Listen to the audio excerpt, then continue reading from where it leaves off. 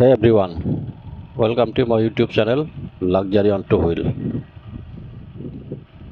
আজকে এমন একটা রাস্তায় চলেছি যেটা রাজবাড়ী থেকে পাবনার মধ্যে সংযোগ স্থাপনকারী ফেরিপাড়া ধাপাড়া ঘাটে। এই রাস্তাটা আজ থেকে 1.5 বছর আগে বাইক নিয়ে যাওয়া কল্পনাই করা যেত না। এত খারাপ অবস্থা ছিল যেটা ভাষায় প্রকাশ করার মতো নয়।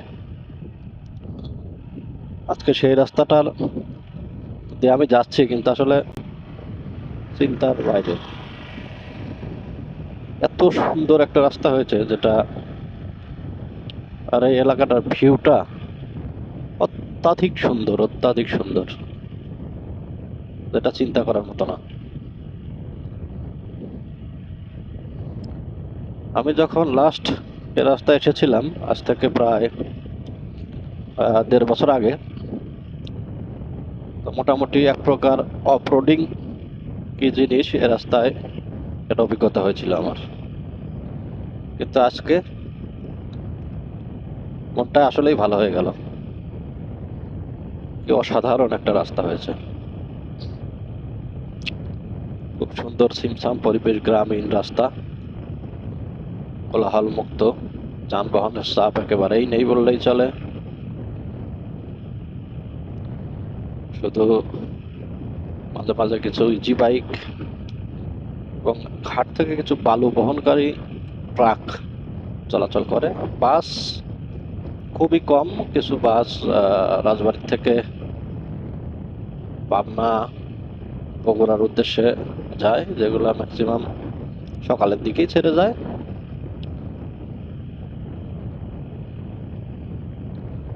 আর সারাদিনে তেমন কোনো বাস চলে না। অনেকদিন পরে এই রাস্তায় আসলাম, আসলে খুবই ভালো লাগতেছে।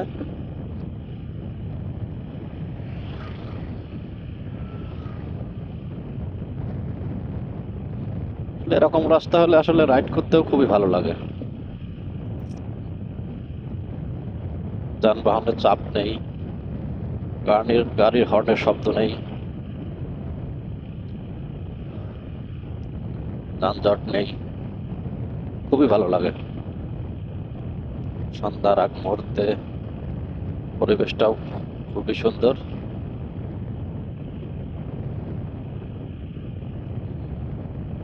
আমি এর আগে এসেছিলাম আসলে ধাপাড়া ঘাটে, খুব সকালবেলা মাছ কিনতে এসেছিলাম। এখানে নদীর মাছ পাওয়া যায় খুবই ভালো ধাপাড়া ঘাটে। এখানে মোটামুটি খুবই ভোরবেলা 5টা, 5:30টার ভিতরে আসলে এখানে নদীর মাছ পাওয়া যায়।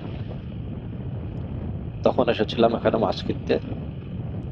তারপরে কর্মব্যস্ততার কারণে আর আসা হয়ে ওঠেনি।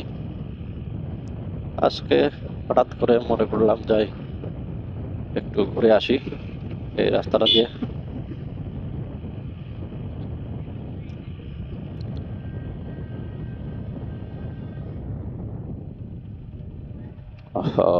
ট্রেনের সিগন্যাল।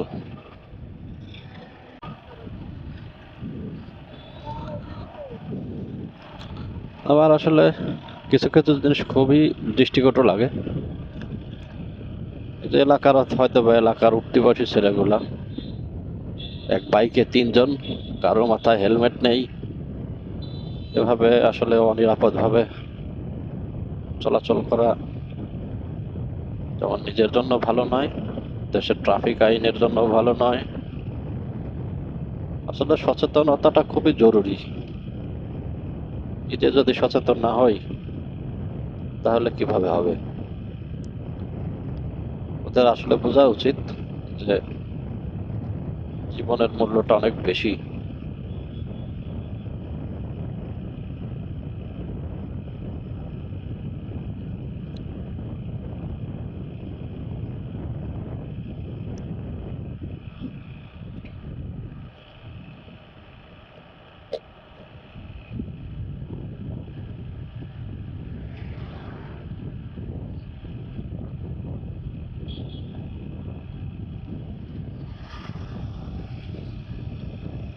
বুঝলাম না আসলে এলাকার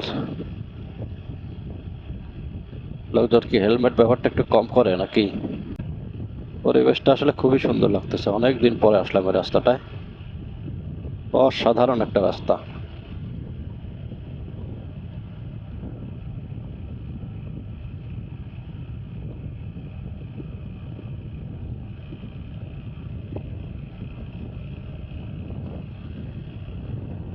এই রাস্তাটা যে এত সুন্দর হয়েছে আমি আসলে জানতামই না।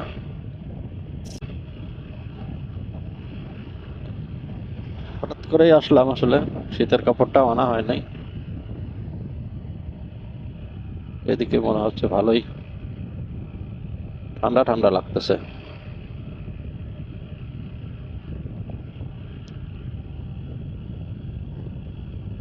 খুবই সুন্দর লাগতেছে।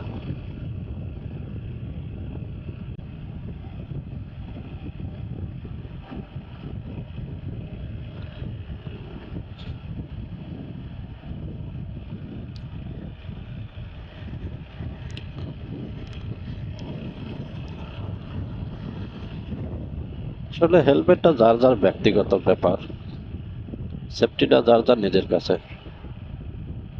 জোর করে কাউকে আসলে হেলমেট পরানো যায় না।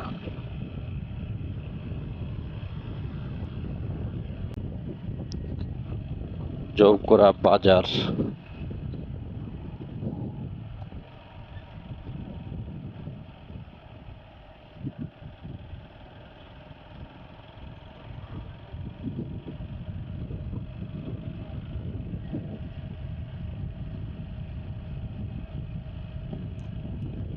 এই এলাকায় আসলে প্রচুর পরিমাণে বালু বিক্রি হয় সারা বাংলাদেশে। এখান থেকে অনেক বালু এখান থেকে যা ট্রাক ভরে ভরে চলে যাচ্ছে।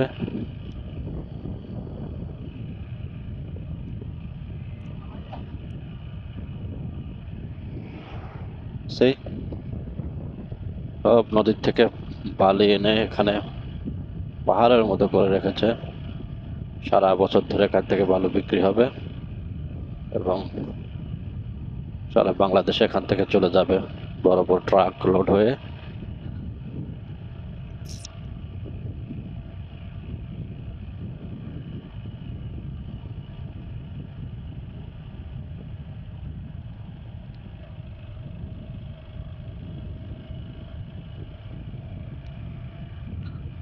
ঘোড়া অনেকদিন পরে দেখলাম।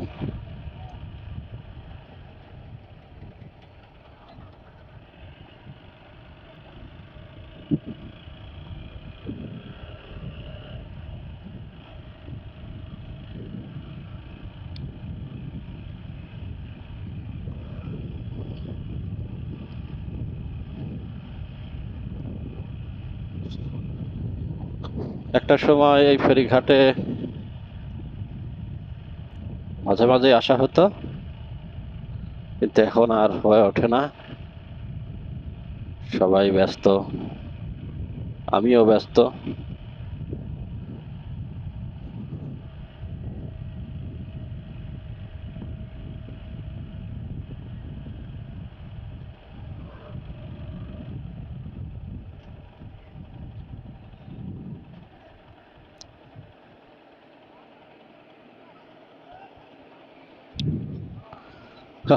ট্রাক উঠতে পারতেছে না, পিছনে এক্সকাভেটর দিয়ে ধাক্কায় তারপর উঠাচ্ছে।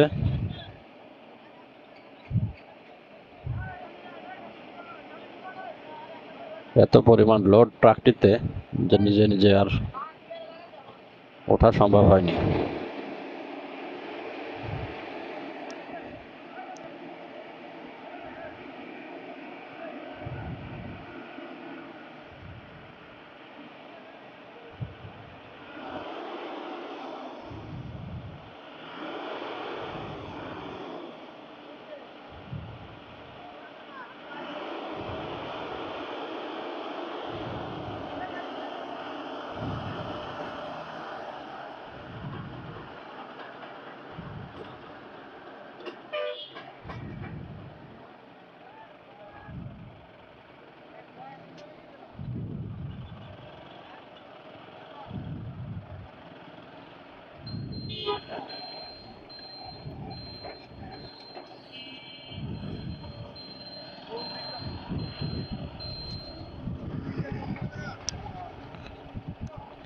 ও মাই গড, এই রুটে এত বড় ফেরি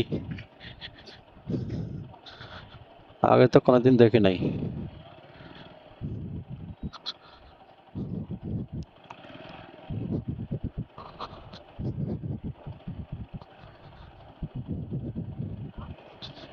অনেক দিন পরে আসলাম, অনেক দিন পর।